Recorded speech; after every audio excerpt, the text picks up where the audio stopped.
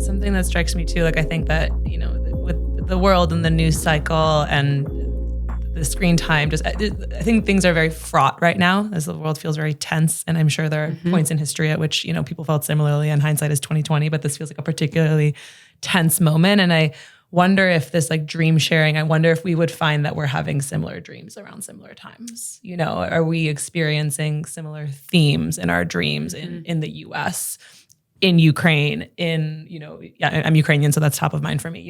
Wherever you are in the world, in Brazil, are people having similar themes to their dreams because of what's happening locally in your community? And that, again, speaks to the value of sharing the dream. Let me say something about this. During the pandemic, several laboratories across the world, including mine, we were able to measure the link between what people were experiencing in terms of anxiety and depression and etc.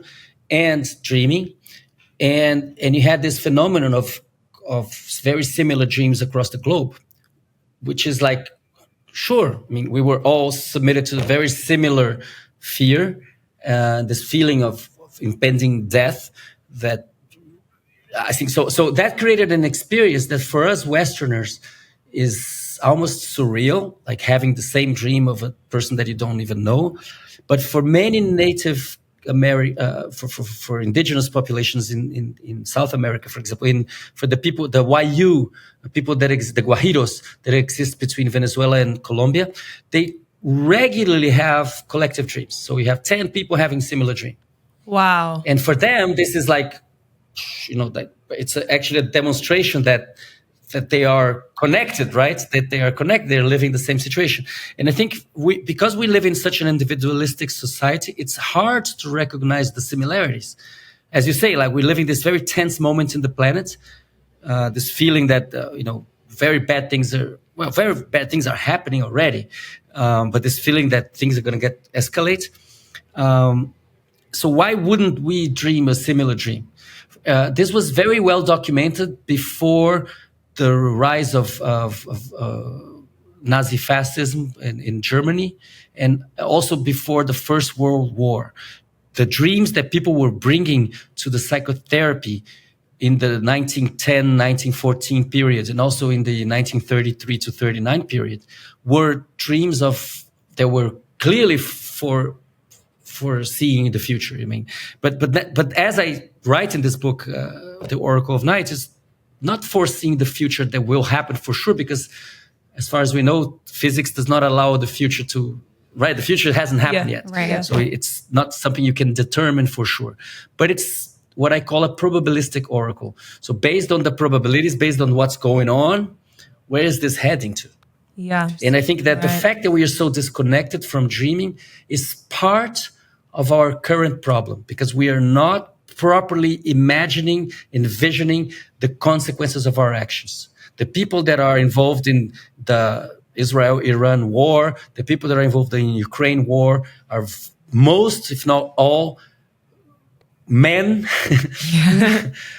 with power and no dreaming. They're not, it's only a nightmare. So there's an issue there in terms of introspection. We're lacking introspection. Oh my God. I feel like I need another episode. That just broke my brain. So the idea that, if we all, again, step back, tuned in with our intuition, had the ability to recall and share our dreams and use them as a mechanism to forecast what might come, or the way we're feeling about what might come, or solutions, like you said, like with your mother coming to you, right? What is the subconscious solution to this problem that I'm not seeing or hearing or listening to, perhaps because of my own stress or ego or whatever is in the way? Yeah. And how do I tap into that to I don't. It's my mind.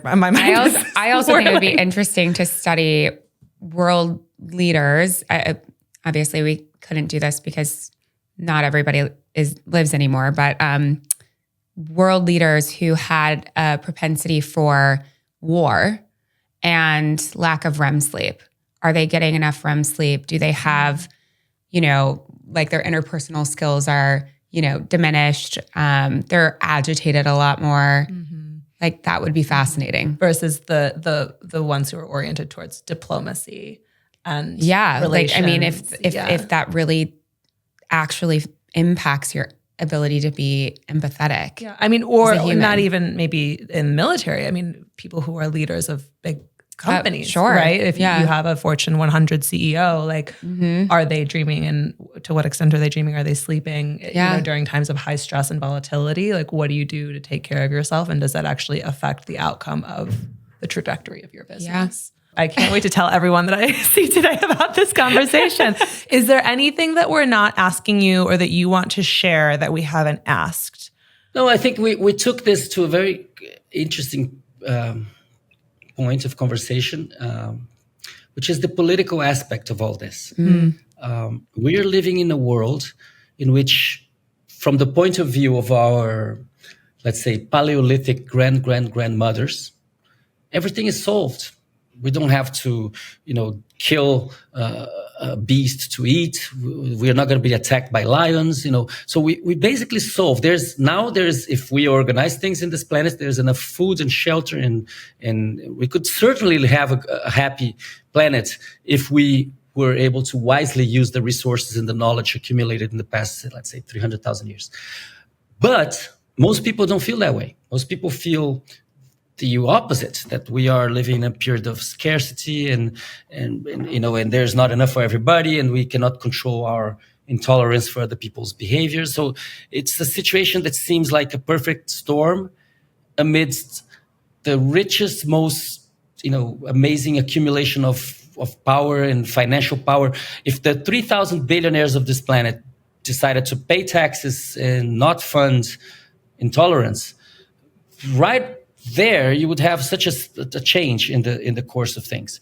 So I think that we are really going through this great insomnia. We're going through this situation in which everybody is addicted to screens. Everybody is anxious. Everybody's sleeping less than necessary. Most people are eating trash. There's this whole issue of ultra processed food and the microbiome. She knows, yeah. So, yes. Which is right. It's your thing. So we are really making it so difficult for ourselves to enjoy those 300,000 years of evolution. We really could live a better situation if only the strongest did not want to prey on the weakest. But that's a very old inertial pattern of behavior that it becomes very difficult to detach from that if you don't dream properly, if you don't share your dreams, if you don't become empathetic, if you don't share fears and desires, if the only thing you care is about becoming a stronger predator. There we go. This is what's going on. We can see what's going on. So I think it's in the end, dreaming is a political topic. I have to be completely honest. I did not expect the conversation to go in this direction. I'm so happy that it did. I think it's a fascinating way to kind of close and wrap things up and to look at the bigger picture. Cool. It's not just the singular and the individual. It really is the communal, the political, the global. And the more we see it that way, I think the more we'll all benefit. Truly. This has been fascinating. I'm so excited to read your book and learn more and continue to think about this. Share your dreams with me. And share my dreams with Tanya. There's so much that we don't know in the realm of science. And I think it's such a privilege to get to speak to someone who spent so much of their life learning about something so intently. And thank you so much for sharing everything.